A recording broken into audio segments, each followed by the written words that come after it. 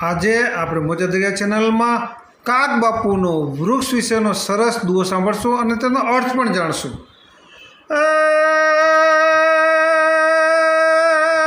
જડ જાણીને ઝાડને